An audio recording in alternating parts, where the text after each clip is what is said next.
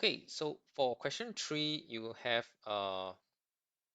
naphthalene 1,4-diol made from tetraline. Which are the type of reaction involved in the above scheme? So the first part, definitely if you see UV light, you're gonna have free radical substitution. One is okay.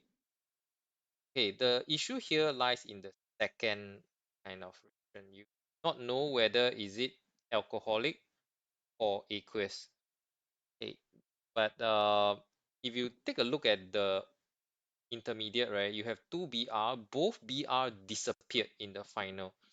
So I think it's probably we can assume that the BR has been substituted with OH. So definitely there is a nucleophilic substitution that must actually go on. Uh, is it a dehydration or not?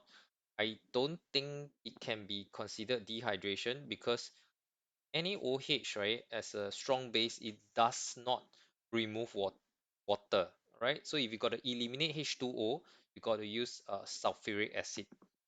Okay, so you have free radical, you have nucleophilic sub, and probably you have elimination as well, but that is not in the answer choice. So our answer here should be A.